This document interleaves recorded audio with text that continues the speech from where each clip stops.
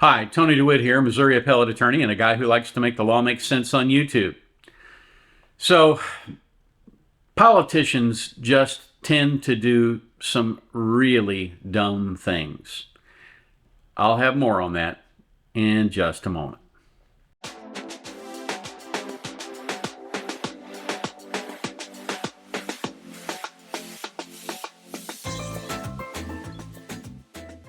According to legend, Diogenes went searching with a lamp for one honest man.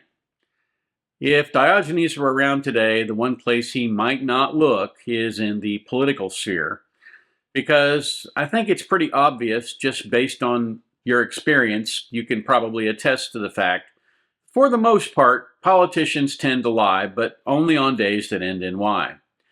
Now, not all politicians lie all the time. They lie only when it is convenient and unlikely that they'll get caught. But in addition to lying, they also sometimes do some really dumb things. Doubtless all of you have seen the prosecution of Alec Baldwin in New Mexico, that's come up. Not only is the duly elected prosecutor part of that case, but she also asked to have a special prosecutor appointed. And indeed, the law allows for a special prosecutor to be appointed as long as they are a member of the New Mexico bar. And that happens with some frequency even in other parts of the country. In Missouri, for example, I have a friend who is a plaintiff's attorney, and from time to time he prosecutes murder cases on behalf of the state when the state has a conflict or needs somebody with a great deal of trial experience. As a result, it works out pretty well both for the state and for my friend who is the special prosecutor. All of that said, it's not unusual, but there are certain rules that have to be followed, and one of those rules is conflicts. You have to be careful about conflicts of interest. Now, most of the time when an elected prosecutor goes after a criminal, there is not any kind of conflict or potential conflict of interest.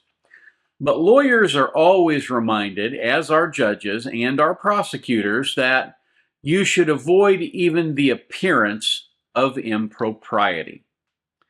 So, this is important for a couple of reasons. One of them is that Alec Baldwin has filed a motion to disqualify the special prosecutor. Now, he can't disqualify the elected prosecutor, but he probably will be successful in disqualifying the special prosecutor in this case. And that's because of a quirk in the New Mexico Constitution. And here is what that quirk says. And here is the important part. No person shall be eligible to serve in the legislature who, at the time of qualifying, holds any office of trust or profit with the state. Now, the key problem there is what the time of qualifying means. That could mean a number of things. I guess we'll have to wait and see how the court interprets that phrase, but qualifying can mean getting enough signatures on your petition to be put on the ballot or to be nominated by the party under which you're running. It can mean qualifying in terms of the number of votes needed to be elected to that post. In other words, when the Secretary of State counts the votes and says, person A got 5 more votes than person B, and person A is elected, well, then at that point they're qualified. And it also could mean that it's only at the time of qualifying that this issue comes up. And if you interpret it in certain ways, the prosecution wins. And if you interpret it in other ways, the people who represent Alec Baldwin might win on this motion. That's the technical legal reason that they are seeking to have this prosecutor disqualified. Now, at the time that she was running for this office in the legislature, back in September of 2022, she received a campaign contribution from one of the attorneys representing Mr. Hall. Mr. Hall, for those of you who do not remember, is the assistant producer who handed or allegedly handed Mr. Baldwin the gun. He got it from the armorer, didn't check it, handed it to Baldwin, and Baldwin didn't check it. He worked out a plea deal with the prosecutor. Now, the interesting part of this is that when one of the channels there interviewed that defense attorney on the air and asked her specifically, should the prosecutor be disqualified, she said that she believed that as soon as she was elected to the position that she would immediately resign. But she didn't do that. And she said that when they went to negotiate this plea deal, that she was absolutely stunned that that legislator was in the meeting. The issue is, what did the people of New Mexico really intend when they passed that statute? Did they intend that people couldn't serve in dual roles, or did they intend that in order to be qualified for the position, you had to not be elected to some other position at the same time? It really is an odd turn of phrase at the time of qualifying. And so I think we'll have to wait to see how the court resolves this issue. But it's an interesting and somewhat convoluted situation.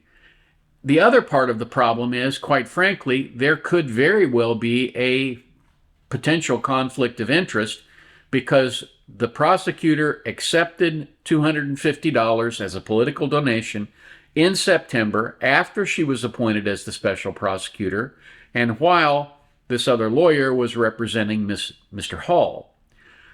The deal was made in January, several months later, and it's doubtful that $250, which is really a drop in the bucket in a political campaign, would have had any impact on the plea deal that was worked out.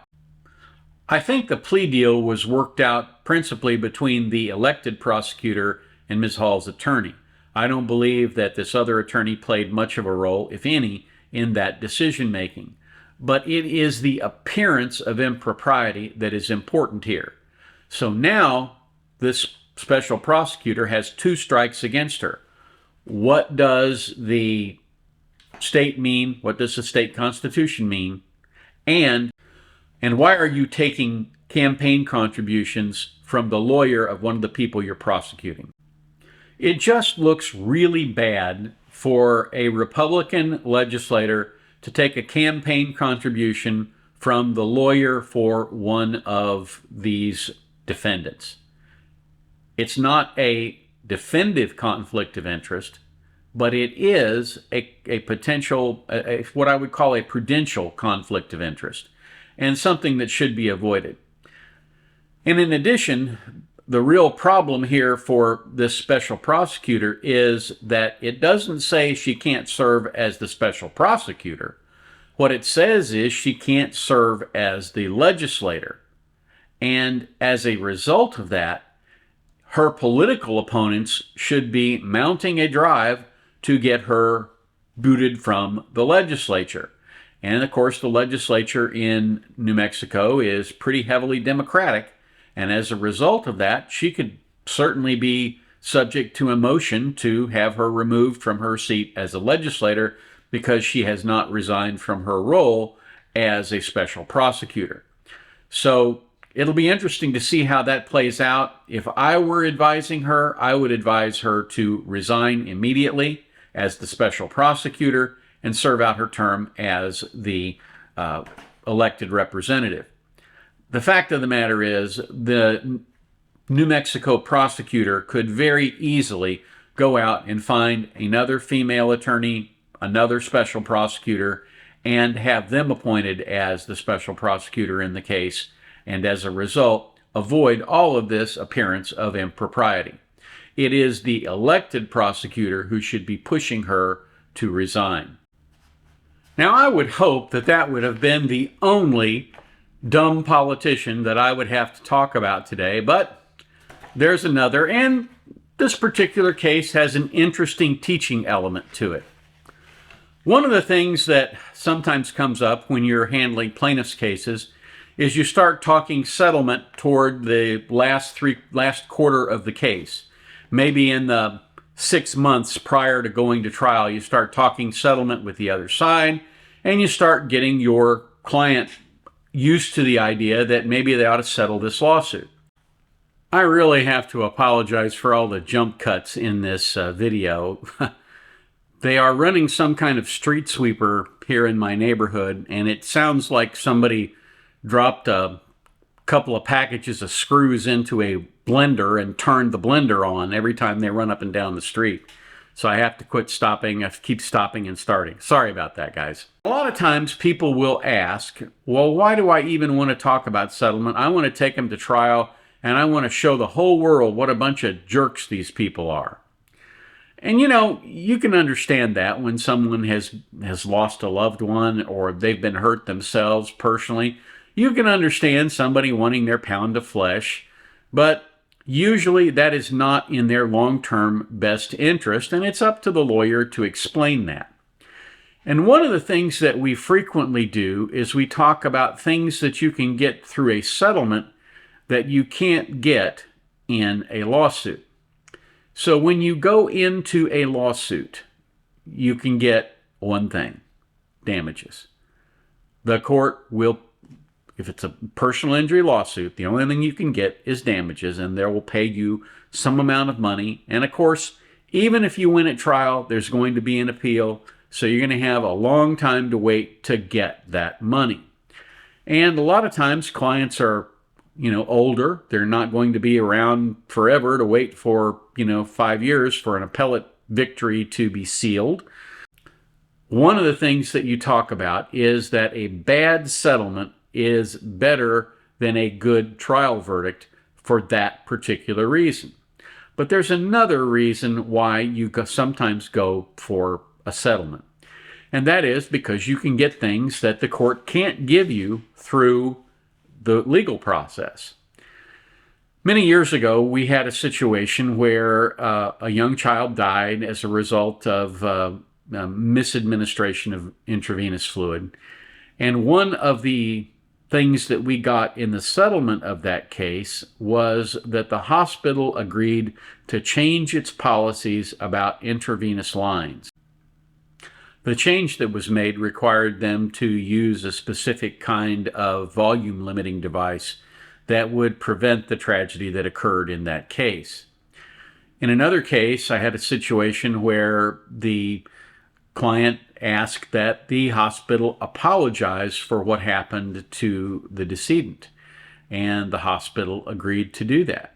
If you win a lawsuit and you get a jury verdict, there is absolutely nothing that can compel that person to apologize. So how does this issue come up in today's case? Well, this headline sort of says it all. Ken Paxton, the Republican Attorney General in the state of Texas, settled a lawsuit with 3 of his former staffers that he fired.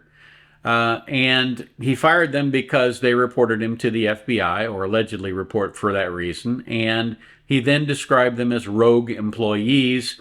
And the purpose of doing that was just basically to vindicate his pride. It was a stupid thing to do, and he did it anyway. And because he did this stupid thing, he wound up looking really bad. The lawsuit was brought, and he was going to lose. And so rather than lose more money, he settled for an amount of money that was appropriate, and he offered them a personal apology. Again, the plaintiffs got more than they could have received from a jury verdict. Although they don't quite get the same level of publicity of seeing the Attorney General walk out of court, crying his eyes out because he lost, which I doubt would happen. But you do get to see the fact of the matter put out in newspapers that the Attorney General essentially admitted that he was wrong and that he did something that he shouldn't have done. So that's what I have for you today. If you have any questions, please leave them in the comments down below. Like, share, subscribe, and tell everybody that you found this channel and that there's good value here in coming and listening to discussions about the law. Thank you so much for watching, and have a terrific day.